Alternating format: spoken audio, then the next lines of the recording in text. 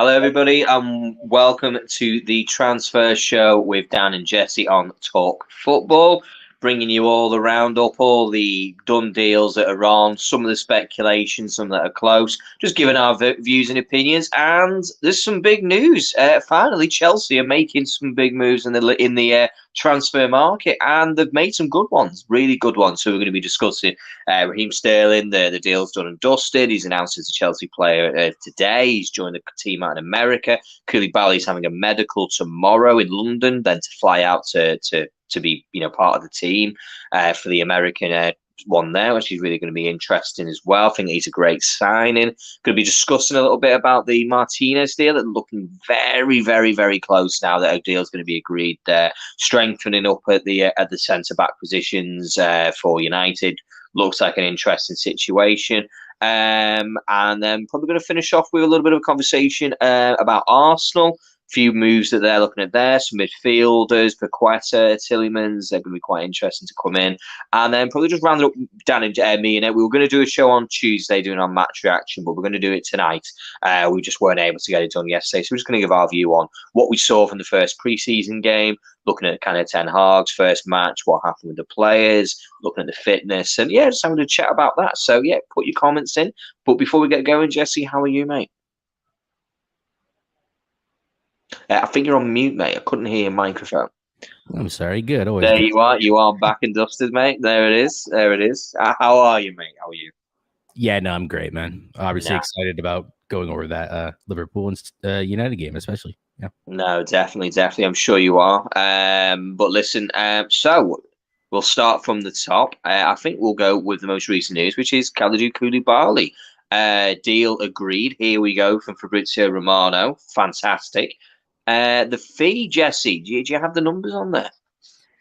I mean, they're quoting 40 million euros, around 35 million pounds. For me, that's an amazing deal. People need to remember just quickly that this was a player when we were going after Maguire. We were looking at, do we want Maguire? Do we want Koulibaly?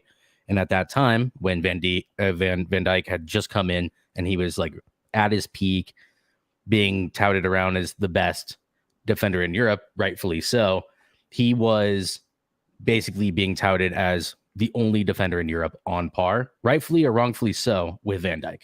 So that's important to remember. Oh, 100%. And to be fair, he was. I mean, this is something which I've always listened to. Every player that Liverpool have got, there's always somebody else who gets compared to. And this was the guy like, Van Dijk or Koulibaly's better. And you know what? He was fantastic. He was absolutely fantastic. 31 years of age now, same age as VVD. We all know how good VVD is, even at 31. So the age won't be a problem for me. But what's important is this is the profile centre-back which Chelsea really needed. They lost Rudiger for a free. Terrible. Not great business at all. But they've been able to spend wisely, not spend too much, and bring in Kalidou Koulibaly, who brings experience in leagues, Champions League, international level. He's been a captain for Senegal. He's got the whole package. If he fits well into Tuchel's system, I can't see it going wrong. I can't see at all where it would go wrong. No, not at all. And the experience is obviously there. I mean, he's essentially captain Napoli for going on 5 years now. I think there was an admission that this was the end of the rope for him. He's tried to move multiple times. Napoli happens to be very tough negotiators, and they tend to keep a hold of their best players, don't they? So no one's been able to get Koulibaly out of the club up until now. As far as Chelsea goes, yeah, he's 31, and they already have Thiago Silva there, who is obviously near the end. But bringing in another experienced left back or right back, depending on how you look at it, I'm pretty sure he's left back. Some people have said he's right-footed. That might be right. For whatever reason, before today, I thought he was left-footed. Doesn't really matter because they need another experienced left back. One of my biggest concerns with bringing in Nathan Ake, and now what we're kind of looking at is potentially Kimpembe. I'm not sure that there's a leader there besides Silva. So I think that's a good move. And then you'll have your Chalobahs and whoever else may stay, which is great. But again, inexperience. Yeah, 100%. And that's exactly what they needed. I mean, I was just like looking at Kalidou Koulibaly. To be fair to him, I think he suffered through I mean, between 17, 18 and 19, all pre-COVID years, this was the days of football prices only going up. It was the bubble. Whenever a player was bought, the record was there to be beaten. When Liverpool broke the record for the most expensive goalkeeper, it was beaten literally a couple of weeks later with Kepa being bought. Virgil van Dijk was purchased, most expensive centre-back in history. Then it was beaten again. It was a bubble. It was like you had, all the money from Barcelona, Real Madrid, PSG paying £200 million for Neymar or €200 million for Neymar. It was just a bubble, and Koulibaly just got ballooned up in that bubble where he was unable to leave. He was too good to stay at Napoli for his best years. That's my opinion. This is a player who should have been playing in teams that are winning Champions Leagues, going to finals, winning leagues. He's going to come away with very few medals around his neck, but this is an opportunity for him to get a few while he's at Chelsea in the twilight years of his career. So great move for him personally. I think he probably would have wanted to leave a number of years ago, in my opinion. I think that's clear. I know that we had those negotiations, like I said, when we were looking at him instead of Maguire as a potential transfer. I also know that a lot of the City and Napoli relationship between the two clubs broke down because they were negotiating with them for did Jorginho also come from Napoli to Chelsea? Yes, he did. Yes. So that was basically there was something that went on there when Jorginho and Napoli had their negotiations. That was tough, but Sarri got over the line. But then also, I think it was about a year or two ago that City tried to sign Koulibaly, and it was such a long, arduous, drawn-out process that City eventually basically said, "Look, we're walking away. You guys can do one. We're not working with you guys anymore for the near future because their CEO, their chairman, is just too difficult to deal with." I mean, it's no surprise, really. I mean, we could probably get Napoli's transfer dealings up, to be honest with you, but there's nothing that stands out to me. We have Ciro Immobile, he's been pretty much held captive while he's been there. You've had players like, crikey, who's the lad who used to have on the wing who played for Poland? He used to get linked with Liverpool so many times. Peter. Oh God, I've forgotten what his surname is, but he was linked a number of times with Liverpool again, and this was the player. They're not a club who sells players. Like once you're in Napoli, it's like you're in the mafia. You can't leave. You leave, when you're out in your box at the end of the day. Because the fact that Koulibaly's even been able to go now, I think this is just Napoli realising that this is their last opportunity to get a payday from him. Because next year he's worth half. It's just the truth. He is, he won't be worth 40 anymore. He'll be worth 25. It's just how it goes when you start going into your 30s. It comes down quite quickly. Yeah, it becomes almost impossible. Sorry, I want to try to pull this up at some point, but at the same time, like it's basically every player they have. You have to have a actual relationship within the club in order to get anyone out of them. Let's see what we can find here. It doesn't really matter. Anyways, I just to bring up kind of the experience and all that.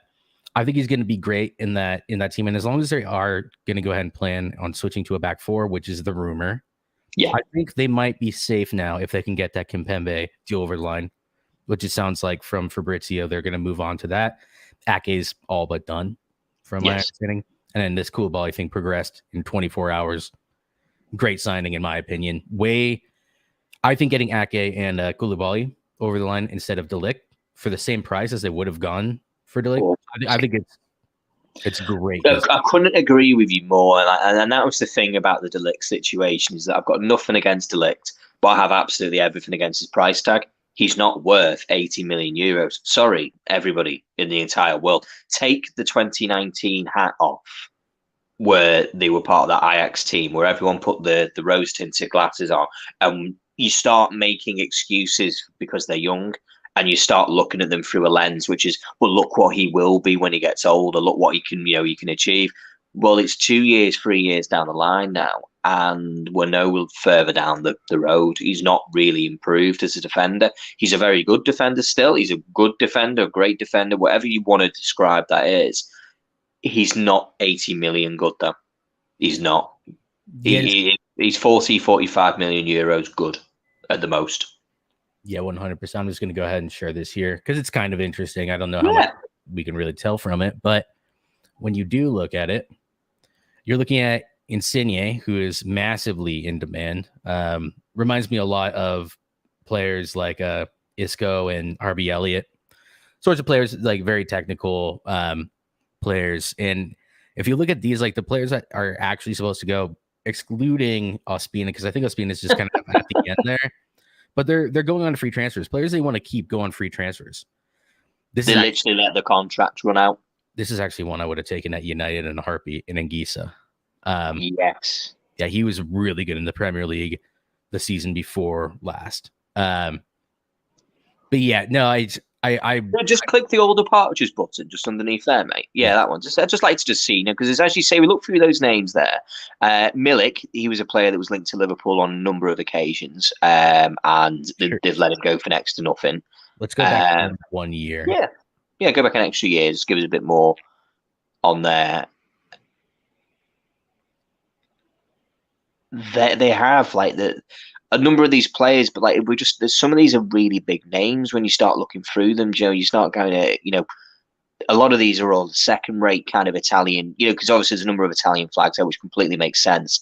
But these are all kind of internal sort of, transfers between, the clubs there. There's no major ones, but they all allow them to go for free. There's no money made. Yeah, it just doesn't seem like there's a lot of money made. And I don't know what their finances look like because there has to be a reason why they're able to pull this. I don't know if it's just the sort of Italian system where they don't spend much. They don't end up spending much getting the players in. Diarra, I don't know, Vinicius. I don't know a whole lot of these players, to be fair. Well, you won't, because these boys will all literally be part of their academy system, won't they? Yeah, like an enormous academy system that just let loads of them go for next to nothing. Exactly. And like half of them are 29 years old going to Swallow. That's a see you later. Like, yeah, why do we even have you? But anyways, no, I thought we'd find a little bit more purchase there. But at the same time, no, I do think it's interesting because they are notoriously difficult to deal with. I think that one thing I do take from that is that they don't sell a lot of players, and they especially don't let them go easily, which this is probably their biggest sale. Yeah. And to think that I think it was when they were talking about Maguire going for 80, the president said, well, if United want him, if Maguire is 80, he's 100.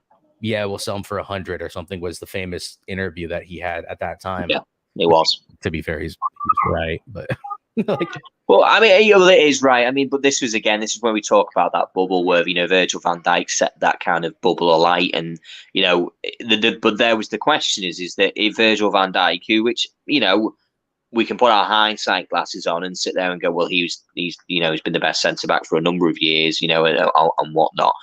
He was the top limit. So everyone should have been less. That was the thing. It was like, he's the top limit. So if that's the case, then Koulibaly should be less than, and Maguire should be less than, and less than, and less than. But I think a lot of clubs became obsessed with this idea of just, continuing, we'll just pay more. The more we pay, the better the player. That's why Barcelona got into the problems that they did, bringing in players like Dembele and Coutinho for ridiculous sums of money. And it doesn't always kind of correlate to success on a number of occasions. So yeah, Koulibaly to Chelsea, fantastic. So we'll just move on to Ake. I'm not convinced. I'll be honest. I'm not convinced. I think he's a good squad option. I do think he's a good squad option, and I think he's a Premier League quality player. Do I think that he's a Champions League quality defender? No, I don't. I don't think he is. I know he's played at City. But this was a very City kind of signing. They saw an opportunity to take the very best player from Bournemouth, like they've done with Leeds. They've just done this. This is what they do. This is what City does on numerous occasions. They did it with Everton when they took Jack Rodwell, who was a young age at the time. They're willing to do this. This is a strategy of theirs.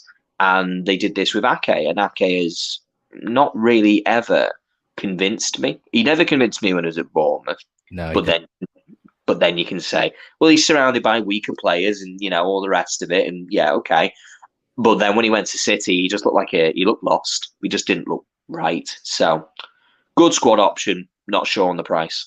He's not a player who's going to either win you a Champions League or a Premier League or be in one of the starting sides. I harbor doubts that he is even a starting top 4 level center back, which, to be fair, if everything goes to plan and they do play a back 4, then he won't be. He will be more versatile. He can play left wing, which they need cover for, especially with Alonso going and Chilwell having the injury record he has. But he's never going to be that guy for one of these teams. Like I said, not even at that level, but like even the top 4 just qualifying for Champions League. I don't see it. And when City bought Ake for 40 million from Bournemouth, he was bought as a squad option. We're seeing it this summer.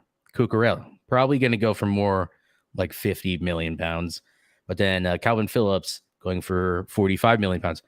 This is a club in City that can afford to pay, they can pay extortionate fees for backups because all their everything they have, you can't really upgrade on anything they have. So they're willing to just pay over the odds to get in players, and they only need to buy 3 a summer. They don't need to do a whole. And this has only come since Pep was there. That's the truth. It's only ever really come because Pep was there. Only because Pep is there that they can convince these people who ultimately Nathan Ake should never have been really choosing Manchester City unless he's told well, I'm going to be in the first team. That's the point. Where his career was at the time, he was making a step up, but the step should have been, well, I'm going straight into another first team. I've gone from being the main man in a Premier League team, albeit Bournemouth, but I'm now going to go and be the 4th choice centre-back, 3rd choice centre-back. Yeah, 4th. He is the 4th. John Stones is ahead of him, so he's 4th. He's too good for that. He is far, far too good for that, especially with his price tag of 40 million. So he's gone to Chelsea. Interesting deal. He's probably going to do well. I don't think he's going to start many games. He'll probably get 25 games, maybe 30, 20 odd games a season, come on as substitutes in League Cups and all that good jazz. But you've got Thiago Silva, you've got Koulibaly. Them boys are more than good enough for me. Them boys, and then Ake is going to come in and just be that difference, Yeah, bring in Ake, bring in Kimpembe, who I still don't think is good enough, but as a backup, I think he is. Chalobah looks like Cole will go out. Definitely. Yeah, he's definitely going. He's going to go. They're going to try to raise some money from Cobham. So it's fine. They'll have 5 center backs. I don't think it's enough to play a back 3. Tuchel, if he does decide to make that adjustment, then so be it. They'll be fine. Honestly, I think along with Tuchel's system, if he has an organized back 4, Tuchel tends to improve center backs, especially if not fullbacks as well. So it could pay off, especially when you have. If you told me 3 years ago, I know that's 3 years difference in a couple aging players' legs, but Thiago Silva and Koulibaly, I mean, Godspeed, dude. Like with a combined age of 68. That's the problem. That's the only problem, though. Like if you told me like those 2 names on paper, then that's pretty good. So. It is. It's very good. They should be very happy. And what's most important is Todd Bowley's actually gone out there and bought the players they actually needed. Buying Rafinha is great. Like it was like, yeah, good option, good player, blah, blah, blah. But it's not who you actually need. You've got a big gaping hole in your centre back situation. And if you're going to spend best part of £70 million on one player, well, you've not got an infinite supply of cash. They're gonna have to work within their means, and this has now been able to do smarter business, moving away from the Delict idea, which was bad business. It was, and they have dodged a big old bullet by not going anywhere near that deal. If he was going for 40 million, I'd be like, yeah, do it. Yeah, you know what? Well worth it. If Ake's 40 million, Delict that's good business. He's got all the tools that if you got the right manager and you could learn, then definitely. But yeah, so good, interesting moves defensively. Talking of another club, I think it's time for us to spend a bit of time there. Is Martinez from Ajax going almost certainly to United now instead of Arsenal? There was a bit of conjecture. Jesse, what do you make of this? What do you think of the price tag? What do you think of the player? Price tag is steep. For 55 million euros, or whatever, going up to 55 million euros. It's much more than I would have paid.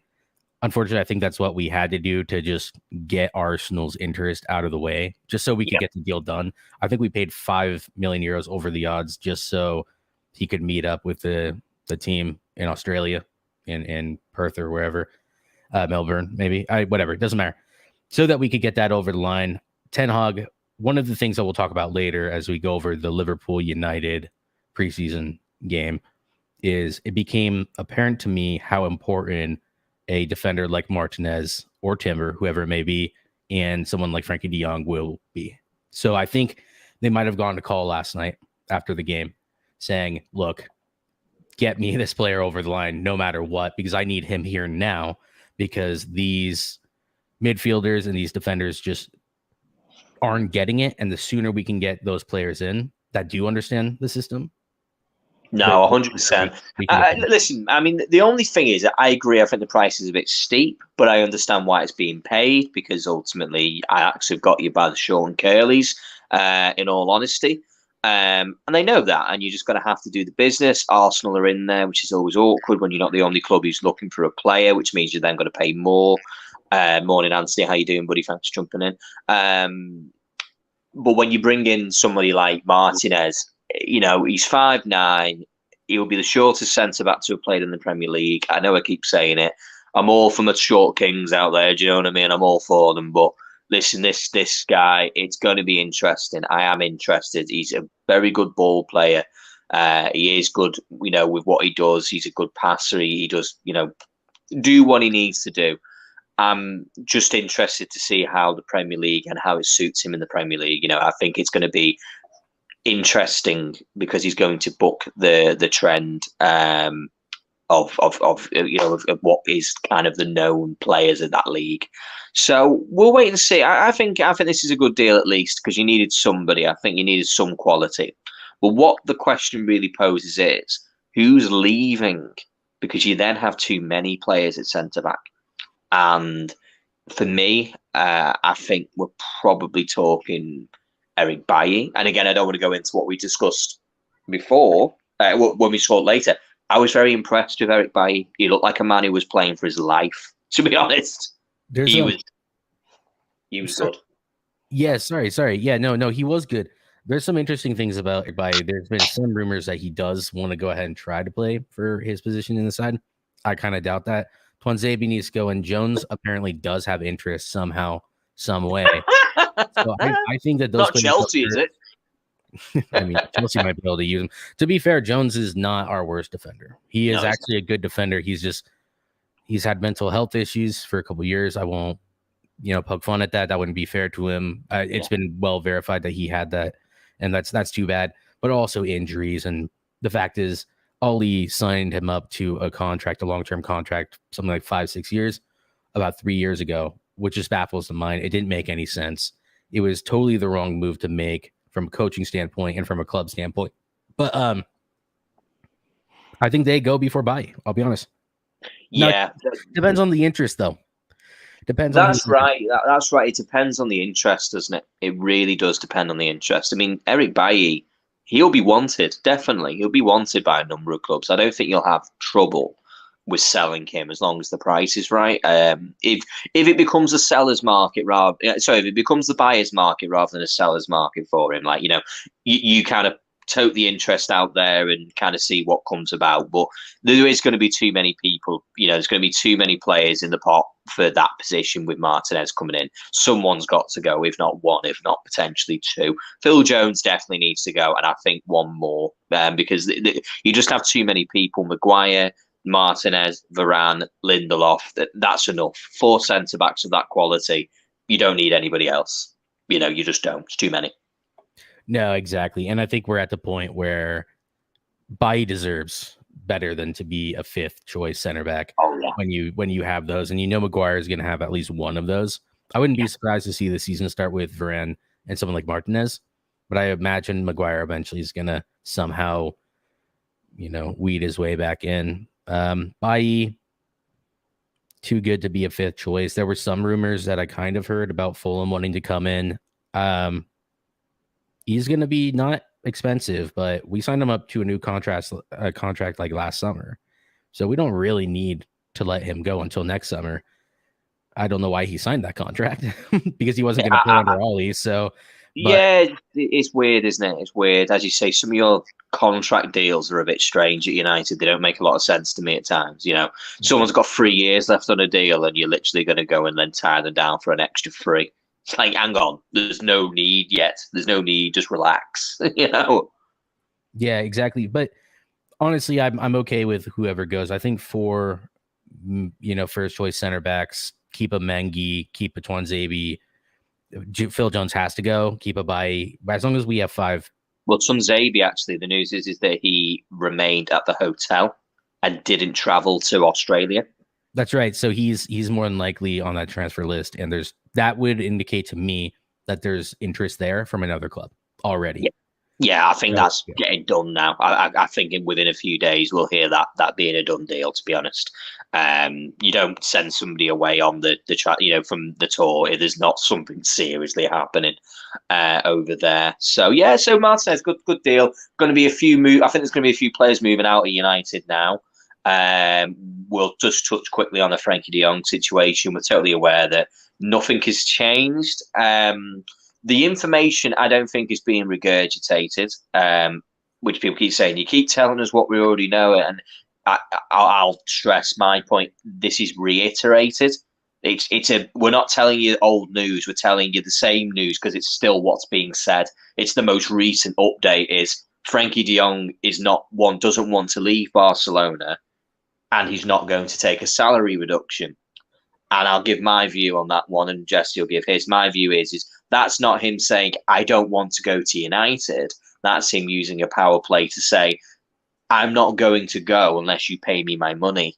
I'm not going to give you a deal to go to United because I can take it or leave it going to United. It isn't my dream to go to United. This isn't like, oh my God, this is the one-time opportunity in my entire life to get to go to play at Manchester United. No, he can take it or leave it, but he ain't going to leave. One thing he won't leave is £17 million of his wages. That's what he won't do, because he would be insane to do that. Absolutely insane. So the deal is still on. Frankie de Jong has not said no to United. What he said is I'm not saying no to my wages. I want my money, and then I'll go. Yeah, and if you read between the lines, it's become pretty obvious what's going on. And obviously, we've had these, mature conversations is the way I'd label it about Frankie de Jong. Looking at the facts, looking at what's going on, and the fact that the agents have had discussions, the phone calls have happened between Ten Hag and Frankie de Jong. I don't think that there's any indication that he's not willing to come to United at this point. I think that's all pretty obviously being used as an excuse for people to not necessarily speak about United in a certain way. But I think it's become pretty clear that this is now a Barcelona and Frankie de Jong issue. It is now between the agents of Frankie de Jong, his agent, who's also going to be owed part of that money. So it's not like the agent wants him to move either without him collecting that. And Barcelona, who, for whatever reason, it feels like they're entitled to this perspective of we are the biggest club in the world, or maybe the second biggest club in the world, and we don't have to pay people. We get to mess around with people in the market, and we don't actually have to. Great Ronaldo. So, how you doing, Lucy? But I think they just feel entitled to this perspective where they basically can say, look, we're not going to pay you your wages. You need to either take a wage cut or not take the deferred wages. You need to take a settlement. I think it was 3 million euros instead of the 17 million. And then they came back to Frankie said, no, I'm not going to do that. And then they went to Arnold and Murta and said, well, can you guys help pay this? And then we that's not our obligation either. Could you imagine? Yeah, okay. Would you like us to pay the water bill as well? How about we pay for Lewandowski for you? Don't be daft. Absolute nonsense. No, I mean, we all know that if Frankie, we know that Frankie de Jong hasn't agreed personal terms with United. We know that. That's the truth. He hasn't. But I believe he's doing that on purpose because he's not allowing the situation to develop until the first step is completed. He's not going to start saying, oh, yeah, let's talk about wages, let's talk about bonuses, because I think that's going to be quite simple. I don't think it'd be very difficult. It won't be overly complex when it comes to imaging rights and all this nonsense. It'll be more of a case of how much do you want paying? this much. Yeah, we can do that. He's not going to come in asking for $500,000 a week. He's going to come in and ask for the going rate. He's probably going to want what he's on now, with an option for it to obviously maybe be a bit more, for example. But that's fine. He's going to want an increase. He's going to want an increase on the contract he was initially given by Barcelona before they did the deferred wage, which staggers and increases to whatever it is, 25 million and 26 million and 28 million over the next 3 years, which would compensate for the deferred wages that he's given up, the fees that the fee that Barcelona doesn't want to pay. He'll take an addition on that. But when it comes to United, him being our number one target, us having Ten Hag having him as the number one target. Look, we're not a Baroque rock in the middle of the Atlantic. It's Manchester United. Like, we will pay over the odds just to get the player. The whole issue really is that relationship between Frankie de Jong, his agent, and Barcelona. 100. Yeah. Of course. I mean, and as I say, and that's why I reiterate, he's not, the agreed personal terms, because that's him also submitting to the fact that he's leaving. If he agreed any personal terms, it changes his position, the position he's currently playing. If he was to agree personal terms with United, then that clearly shows, well, you have an intention to leave the club then, don't you? He needs to keep up this facade, shall we say, of, I'm not leaving. If you want me to leave, well, you'll have to pay me off. I'll need to leave on what I'm owed. I'll leave, like every other player should in their contracts, which they don't owe any money, and I'm getting my money, and that's the way it is. Because if he didn't want to come, and this is something which a lot of people, are bantering, and I'm a Liverpool fan, and I can banter and have fun. And don't get me wrong, it's a bit funny that it's a bit stressful, to be fair, but I can read between the lines on it. And the line is, if Frankie de Jong didn't want to come to United, this conversation wouldn't be happening, because he'd have just said, I'm not coming, and then United would have pulled out, because they wouldn't waste their time. They genuinely would not waste their time in looking at signing a player who has actually said categorically, and I know he said it in words of, I don't want to leave, and I want to stay. There's a big difference, isn't there? There is a big difference in why you're not here and why you're there. So what Lucy's just put in there, De Jong's a stubborn prat. He doesn't want to raise, but he ain't interested in United. He's joining only if Maguire makes a swap deal with him. Enough said. Do you know something? Why don't you jump on a plane to Barca and go and get that deal across the line? Because I think there's a lot of United fans who'd be all over this. Lucy, I'm with you, and I would not go to United if Maguire was it was my captain at the very least. Jesus Christ. I would probably be avoiding that as much as I could. Lucy, do you really think he's stubborn? Like, if you were owed £17 million or even £17,000, on your wages, would you really walk away from it? I mean, I wouldn't. I don't think I would. It's a principle matter as well. It's a principle as a man or a woman, to say, I'm owed this money, so pay me. You're out there buying Rafinha for £60 million. You're out there buying Lewandowski, apparently, and you're spending money on Alonso and Aspilicueta, and Jules Koundé's meant to be getting done with a swap deal with Depay plus cash. And he's sat there like, where's my money? Where's my cash? Yeah. No, 100%. And I do think there's something there with the second lever. But I actually had this discussion with Dan before the stream. I think it's important to recognize that United doesn't have all the time in the world to wait for Barcelona to negotiate 15% of their CBC viewership rights to someone else. We need this done sooner rather than later. We don't have time to just be waiting on Barcelona to finally bring in the cash to go ahead and pay off Frankie de Jong's fees. True, de Jong's just waiting if the money's right. Exactly. He's playing a chess game. It's chess, not checkers. It becomes a thing where the United's whole Twitter fan base breaks down and creates negativity, where there's plenty of reason to have negativity. But at the end of the day, if you read between the lines, it's pretty obvious of what's going on. It's been verified from both sides. It's just those Barca mouthpieces are pretty loud. So. No, they are 100%. They have got a very big mouth to it, and saying, to be fair, provided a service for an agreed wage, and he's deferred, he needs to get paid, and that's totally true, Anthony. And this is something which, I try and explain this, and I use the best analogy that I have, which is the most famous one for Liverpool, is when a club agrees a deal for a player, it doesn't mean that the player has to leave. Like there's no requirement for them to leave. That contract is it's in there. It's in their corner. One of the most famous ones, well, especially for Liverpool at the very least, was when Jordan Henderson, and a fee was agreed by Brendan Rodgers for Henderson to be sold to Fulham, and Clint Dempsey was going to come to Liverpool. And Jordan Henderson said, "No, I'm not going to Fulham." It was a bilateral sort of swap within the Premier League. And he said, "No, I want to stay and I want to fight for my club." Do I think that that's the situation now with Frenkie de Jong? No, I don't. I actually think this is about money. But it's like what I say now is it's in Frankie's decision that Barcelona can say, well, you've got to take the pay cut. You have to take this pay cut. No, I don't.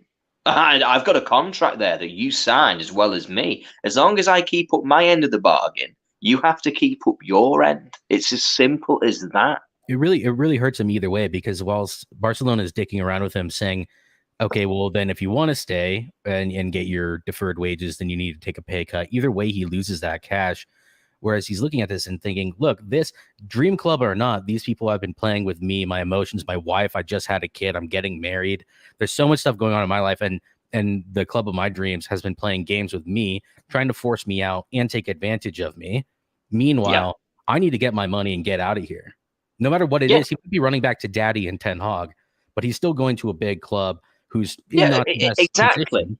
But exactly, it's just nonsense. It's like there's no sign to me on a human level, at least thinking like a human, and these are humans we're talking about, that there's anything else there except for this. I could be wrong, but at the end of the day, if he takes a pay cut and stays at Barca and gives up all that, I just don't see it happening. I don't see that happening. As I say, when it comes to that, it's like a situation that Frenkie de Jong will be sat there looking and go, "You're crying poverty to me, telling me that you can't pay my wages and I can stay at the club, but I have to take a pay cut, blah, blah, blah, blah, blah."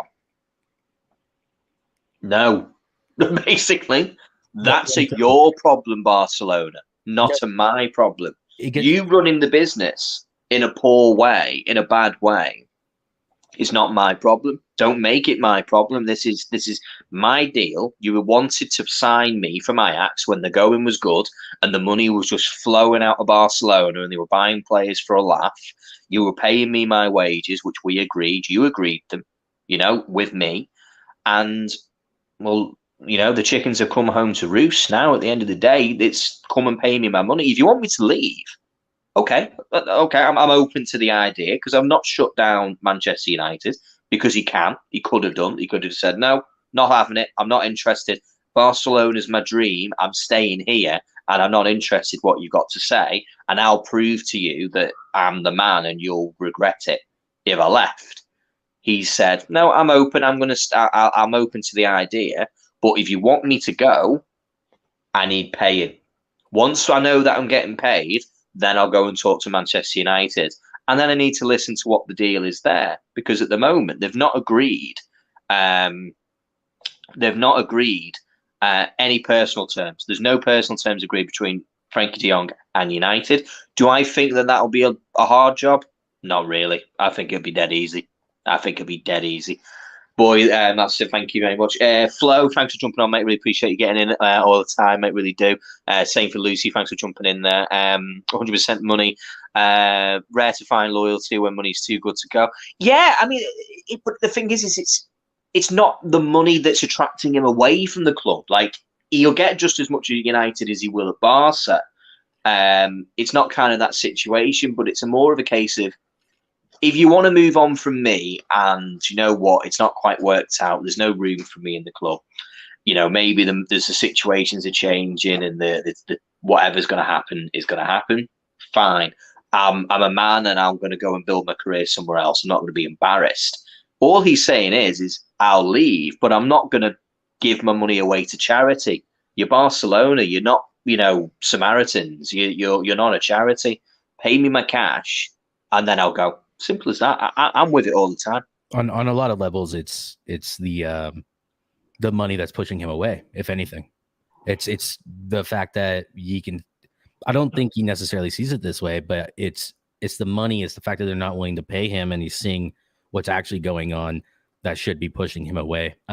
Both clubs are bigger than De Jong. De Jong will never be Fabregas. I agree with that to a certain extent. It's a sink or swim for him. It's sink or swim for him. And I think the more he looks at it, the more this goes on. There's lots of information from his camp saying he kind of recognizes it that way. And I think he'll decide to swim in the end.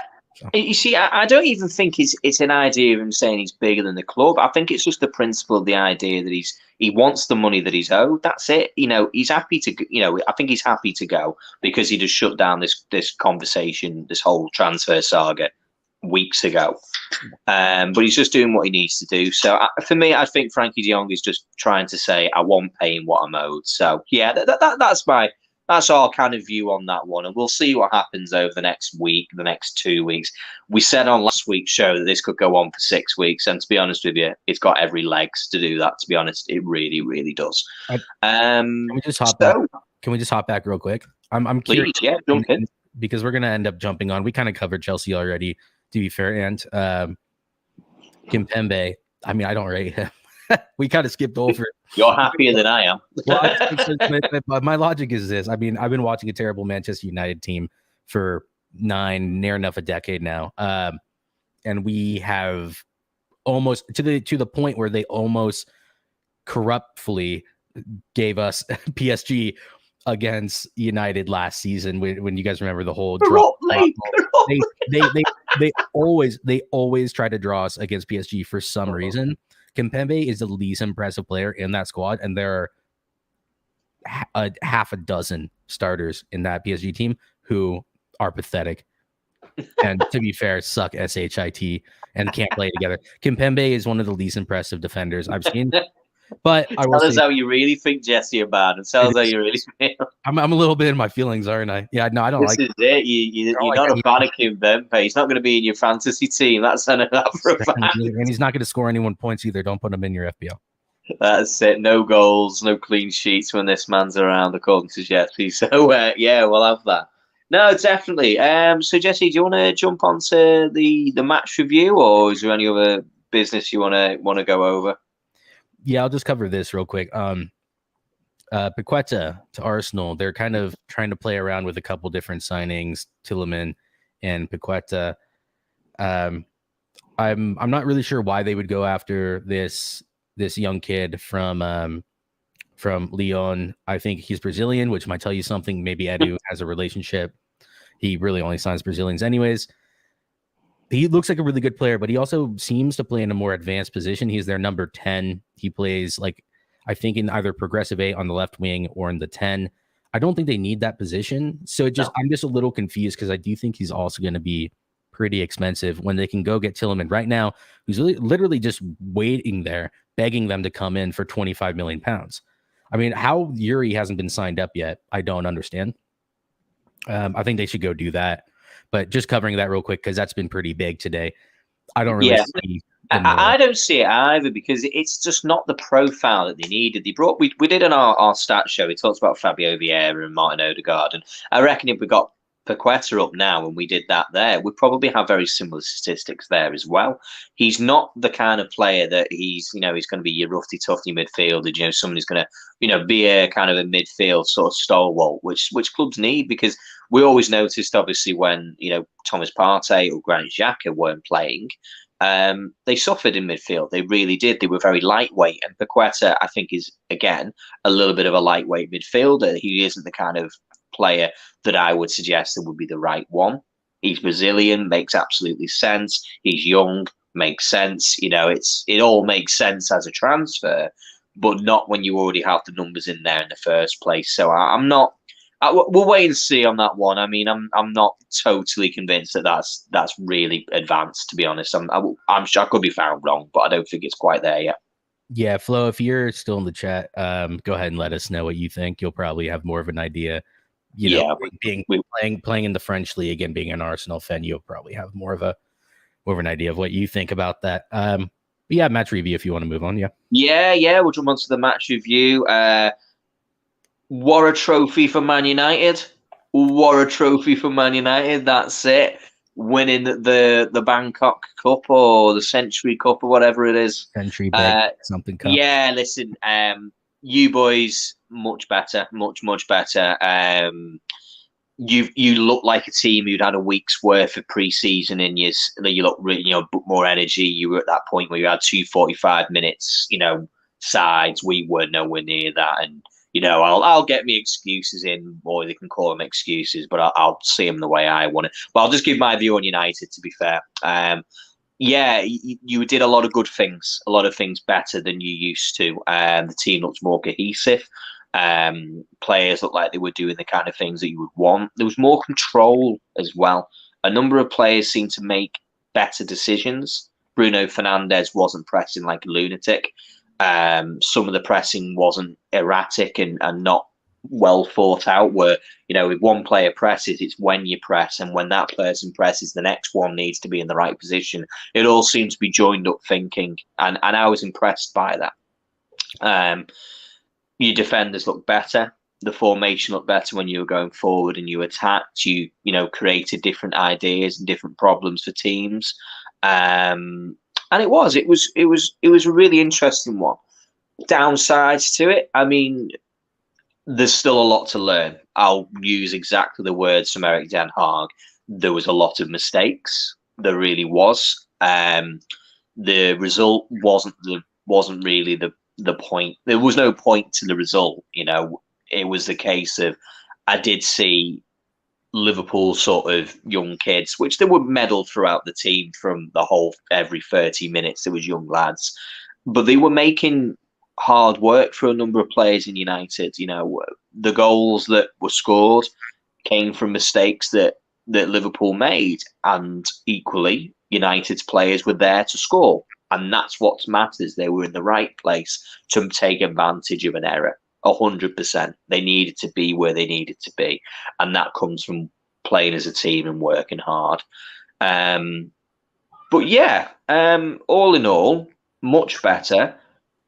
Can't take anything from it really, because it's, you build a house out of bricks. You don't build the house with one. So we'll wait and see. I'm really looking forward to watching them on Friday, Jesse. Which we'll watch together and see what's been built, going forward.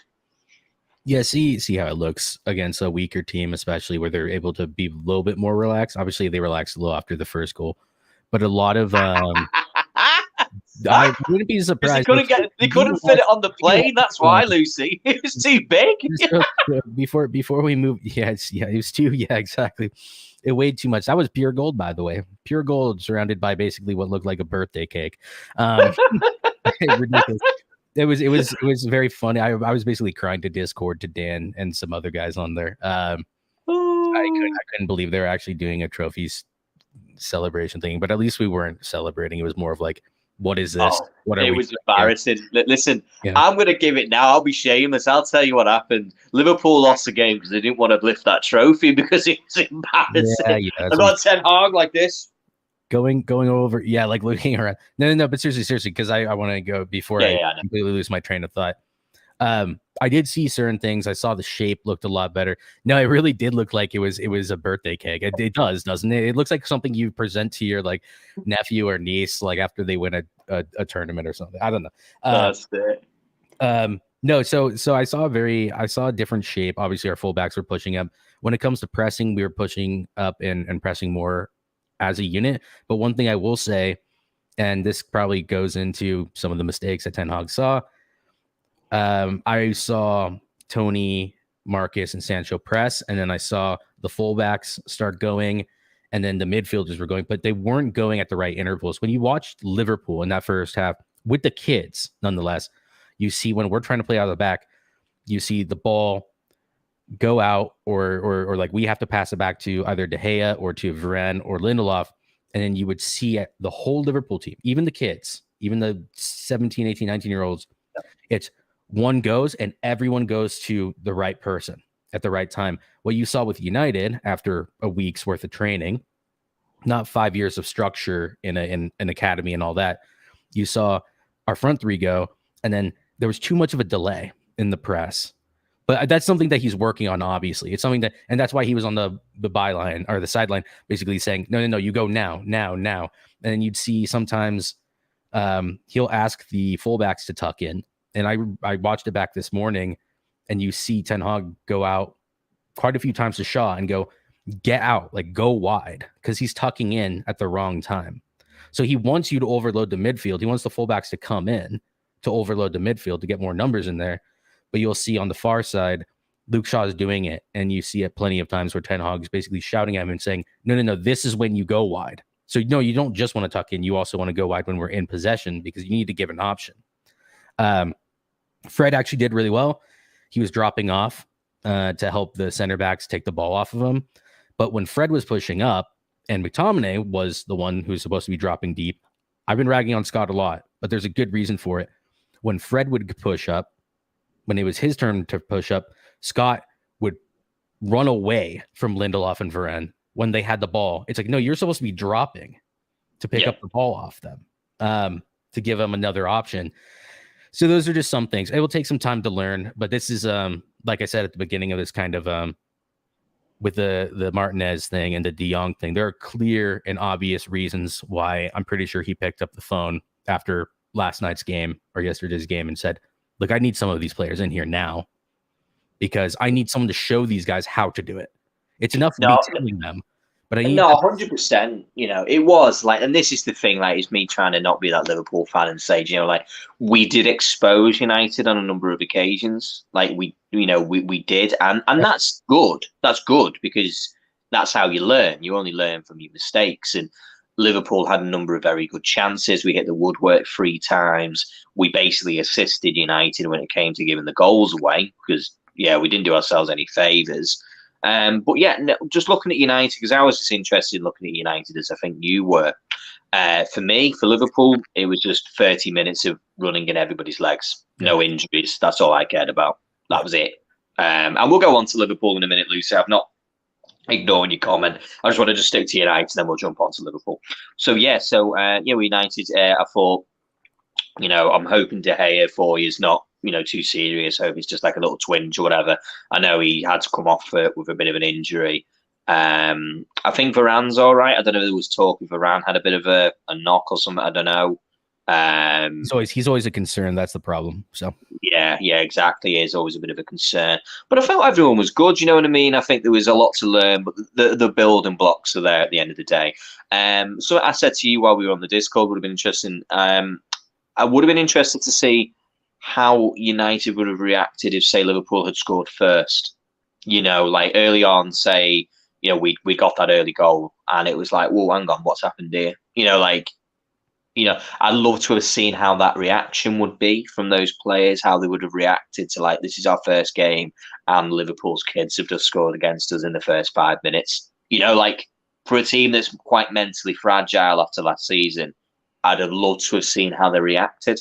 That for me, just I would love to have seen it. Yes, I think I'll just say this. I'm happy that didn't happen. I'll be very interested to see how that happens when we come up against, say, Villa on our 3rd game of preseason. I think it was so important. God flipped a coin and we scored first. Yeah. It was important for the confidence because that's when you really saw throughout the team, everyone calm down. We were very sporadic before that goal went in, and you guys handed us all 3 of the first half goals. The 4th one, you guys didn't really hand it to us. It was just not having the legs and some kids. It was Konate and Van Dijk going too far up the pitch, and because obviously they've not got the legs in the running, and also Klopp would have told them, don't go back there and blow a gut trying to get back for something. You make an error, just it is what it is. You know what I mean? No one was really trying, but just just finalizing my point as well, like. Us scoring that first goal allowed us to relax and then just be more calm and actually start playing the system that Ten Hag wanted. We started playing much better. Liverpool still had a good 20 minutes of that half where they were not pinning us back, but definitely creating chances and going on the counter and getting close. What I will say is I'm very happy that we scored first because you need that confidence in the system to start off. If you guys had scored first in that game and then Ten Hag has to take all of those teachings and then try to explain why we're still doing the right things, I think we got lucky there, and I'm happy we got lucky because it will be much easier to come back in that game against Villa than it will have been if we did that yesterday. Definitely. But yeah. Yeah, definitely. And as I say, I think that's kind of, United in a nutshell. Great, some good stuff, some not so great stuff, but, ultimately, just on a performance level, it's the right direction. And that's all that, that really matters at the end of the day. So I'll probably just go over Liverpool. There's not so much to say for Liverpool because really, it was just 30 minutes of fitness. It's literally it. And it's a shame because I kind of feel sorry for those Liverpool fans out in Thailand who've gone to go and watch an over-exaggerated training session for Liverpool, which is what it was. We made 30 substitutions. 30 players played in that game. And that's what Klopp said. He always said that we were going to play 3 sets of 30. He's done this before when we've been in France, when we played against Evian and whatnot, where he's done the 3 sets of 30. And we don't win these games because they're not about the game. The game isn't about winning, it's about fitness. And that's what it was. But what I will go on to is I'll just go on to Lucy's one as well. It's just in my head. What do you think about Mane leaving? Would Luis Diaz make an impact next season? Well, I'm gutted Mane's left. I am gutted. But like all good things, they come to an end. And I think this was the right time for everybody.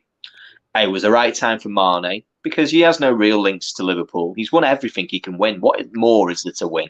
He's won every trophy that you can win at club level at Liverpool. Why would he not want to go and take an opportunity to, firstly, go and have an opportunity to win the league probably for the next 3 seasons at Bayern Munich? He'll be a first choice starter at that team.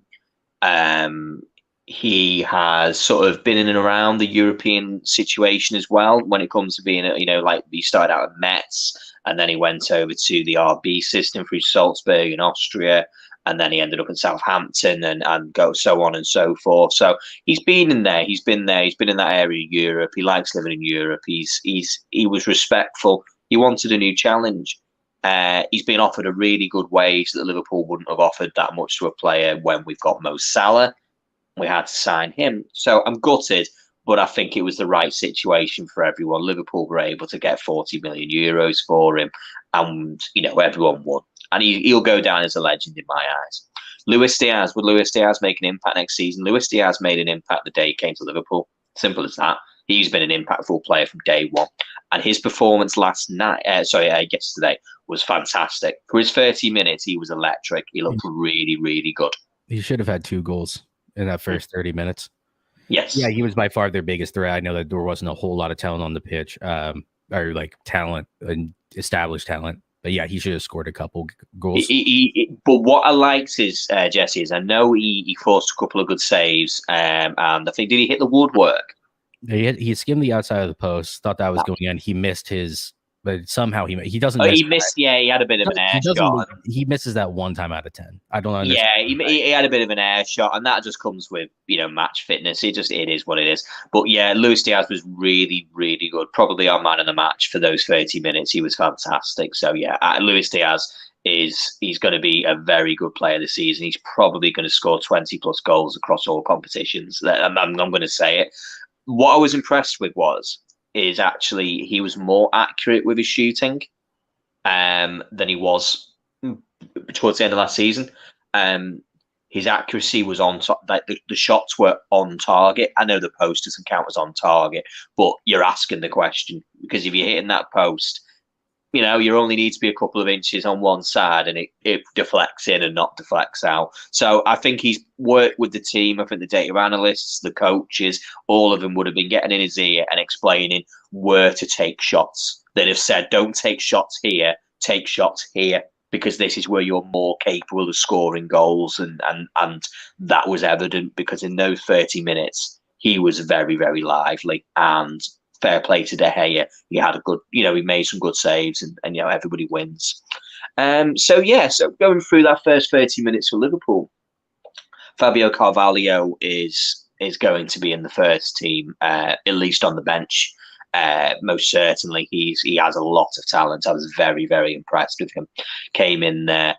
Lovely little dummies, played a little dummy for Chambers and, had the intelligence to do that in his first, game in a Liverpool kit at the end of the day, for 19 years of age. Had a good shot on the volley, took a chest, hit the post, was unlucky not to get a goal. played some really nice passes, couple of good through balls. Really happy, really impressed, and he just needs to build up, and that's that. So I'm not going to get too much on that one. Harvey Elliott looks like he's meaning business. I think he's ready to be taking that first team spot like he did last season. He looks really, really, really good. Anyone out of that first 30 minutes from the Liverpool side, Jesse, that you were impressed with? The two you named plus Elliott, I know you named, but I'm happy to see that he's recovered. It looks like he's recovered well from that horrific, like, I don't know, like people, I don't know if people know, but like the ankle, like the joints that go around your ankle, it goes from the front over your talus, back in your Achilles, and then past your fibula and your tibia. There's 4 different tendons there, and when one goes, it's one of the most nightmarish things you can get because the stability, everything in like the structure of your body, especially your lower half, goes through that. And it's really terrifying. If you get one of those injuries, it can be one of the most damning. Good on Liverpool. You guys got him back to fitness. You guys gave him basically a whole year off when they were saying, well, he only needs 2 months, maybe 3 months. But they gave him, the whole season off basically, and made sure that he came back to fitness. While Dan's gone, I had a couple of things I wanted to go over anyways.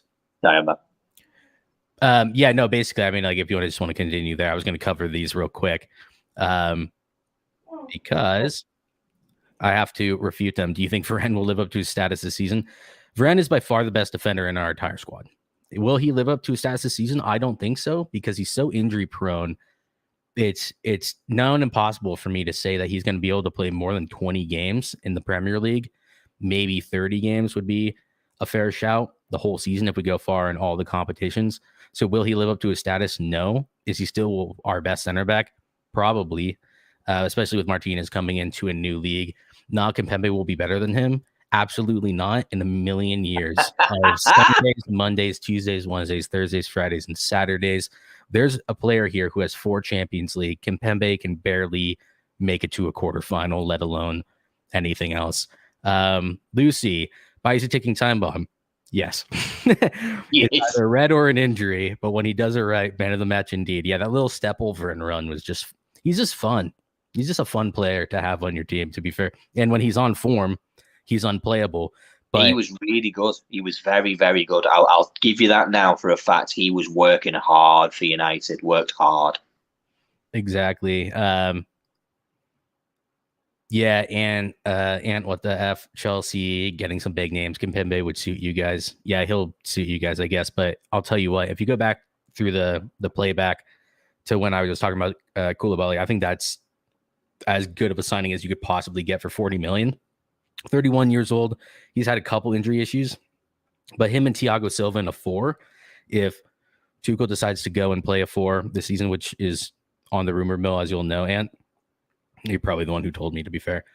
That's 2 elite center backs with all the experience you could possibly hope for, as long as they're getting along well. And I'm pretty sure they both play for,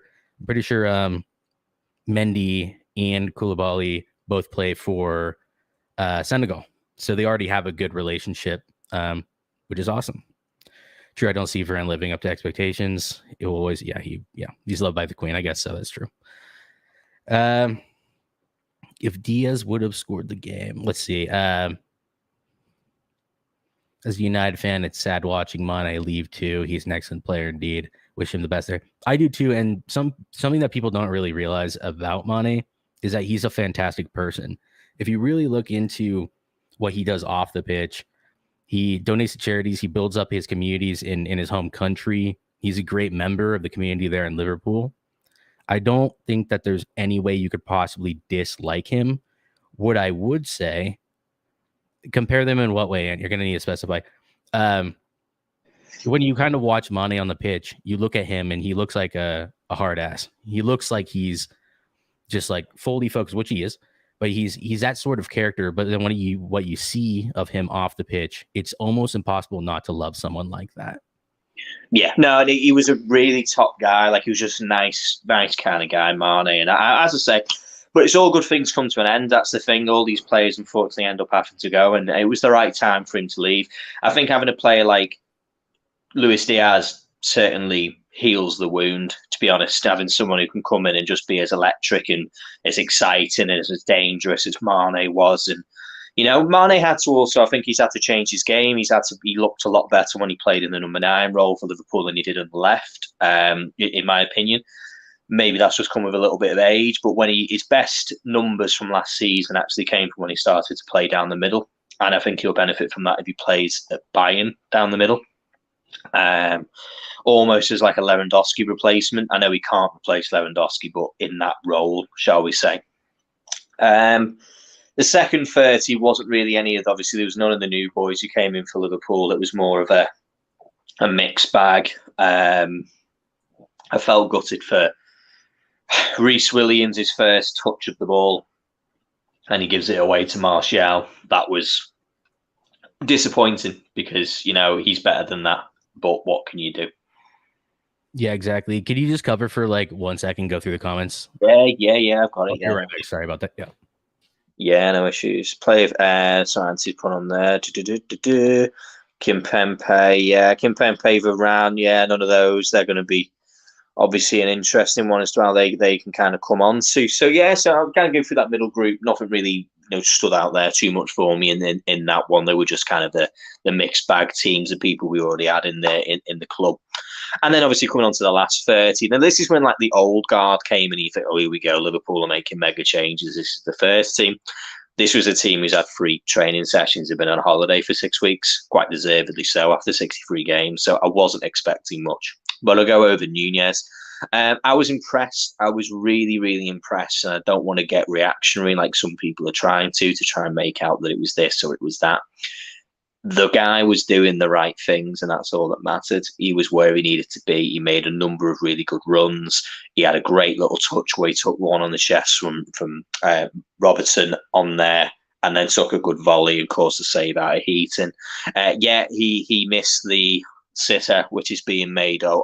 I disagree. I think that this is one of those ones where Liverpool are losing 4-0 at this point, and he's reacted, which is the most important point. He's in the place where he's there to take that shot. But what matters is Eric Bailly, which we've just talked about being the lunatic that he is. He's coming in to come and put a proper tackle in. Do I want Darwin Nunez to take that risk of, getting his foot on that shot and end up going and booting the bottom of Bailly's foot and breaking his toe? No, I don't. I don't want him to do that. I'd rather him, be safe and be less risk, be more risk averse, because it's about picking your battles. I don't need this guy trying, busting a gut and doing this, that, and the other to score a goal against United because it's your debut. Mo Salah didn't score on his debut when it came to his pre-season. Sadio Mane didn't score in his debut in his pre-season. Mo Salah didn't score in any pre-season games last season at all, and then went on to be there. It's an irrelevance. It's a totally irrelevant situation. But I was impressed, as I say, he was doing the right kind of things, but he gave Liverpool a very different option. Quite alien to me as a Liverpool fan, having this big number 9 in the up front, through the middle. It was a bit like, oh, I'm not used to this. I'm really not used to somebody like that. And it was kind of trying to, for me, I'm going to learn just as much as everybody else on how Liverpool are going to play, because I've been so sort of focused on, right, okay, this is what we're going to do. And I'm really excited. I'm really excited about the whole situation, to be honest.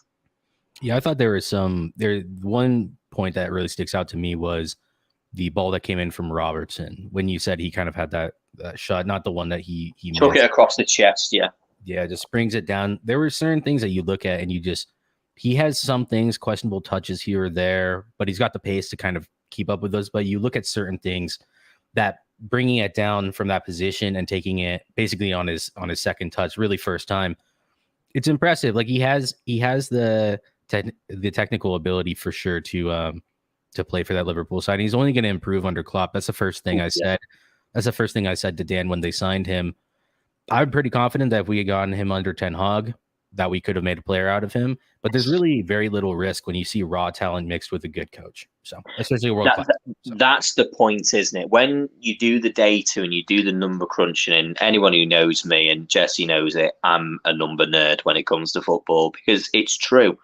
it works. It's been proven that it works. And Darwin Nunez's numbers, they are very, very good. His numbers are brilliant. He does do the right things in the right situations. And once you get someone, again, as I've just talked about Luis Diaz, when you've got a coach or a data analyst who sits there and, says to Darwin, okay, this is what we need you to do. This is where we want you to take these shots because this is where you're most lethal. We're going to tell you this is where your best shooting is. When a lot of it, when it comes to us who played football or played any sort of sport, we have this feeling, don't we, where we go, this is where I'm best. But the data will tell you and prove to you, don't take a shot from this point, but take a shot from this point. When you receive the ball here, don't shoot. But if you do receive the ball here, take a shot because you will more than likely score, but you'll be less likely to score. Because that's what a lot happens in a lot of times where you may see a player who would, for a part of their career, take lots of shots, from outside the box, and maybe once in a while. Coutinho was one of them. Coutinho would take numerous shots from outside the box, and we only remember the ones that fly in the top bin. But I remember the ones that flew into Rosette. I remember the ones which didn't go anywhere near the target. But if someone had sat down with Coutinho and said, take less, but take better quality, he'd have scored even more. He'd have scored even more goals from outside the box. Well, that's where good coaching comes in. We were talking about, just on the United side, we were talking about Bruno. I think he had 3 real high-risk passes yesterday, and all 3 of them came off. There might have been 4, and he messed up one. But as Lucy will tell you, Lucy's a United fan, apparently. I caught on to that, Lucy. Bruno will hit 18 of those a game, and none of them come off. Maybe one of them comes off. Yesterday, he was much more tempered and considerate in the way that he was building a play. And lo and behold, all 3 of the passes that he played that are suspect, that have like a lower expected like completion or whatever it would be, I don't know what the metric would be, they all came off, and 2 of those led to goals. Even though they were technically Liverpool mistakes in the end, they got us in positions where we were actually able to score. Yeah. So, I mean, you were in the right place at the right time. So that's good coaching. Yeah, that's good coaching. Definitely. I'm really, really looking forward to Friday again. I think this will be an opportunity to watch Liverpool against. You're going to be playing, I believe, it's Melbourne. Victory, in Melbourne. Melbourne. Yeah, Melbourne Victory. And Liverpool are going to. Yeah, and Liverpool are going to be playing against Crystal Palace over in Singapore, game after game. So we're going to watch the 2 of them on Friday, and we'll discuss it on the channel on Friday, a little bit like what we've done. So I hope you can join us for that one. Probably just going to wrap up now. Yeah, we've gone on a little bit over than our normal allocated time, but I've really enjoyed this chat. And I also want to thank everyone who's come in and put the comments in. It really, really helps us. It makes things so much easier for us to have these conversations and, keep them entertaining for you. You let us know and we'll give an opinion. Trust me, any question, we'll engage with it. So, but listen, Jesse, mate, always enjoy working with you, always work doing this. It's brilliant. I hope everyone can join us Friday. We've got another show. We're going to be discussing the sort of the Europa League European contenders. This is like probably the juiciest of the shows. We're going to be looking at those teams who are looking to mount an assault on the Champions League, those who are going to end up in Europa League, and kind of see if anyone's going to end up, a little bit unhappy about how it goes. So hope you can join us for that one. But until next time, thank you very much for joining us. Hit the like, hit a subscribe, and we'll catch you all later. Thanks very much, guys. See you now. Bye bye. Ciao, people. Bye bye. Bye bye.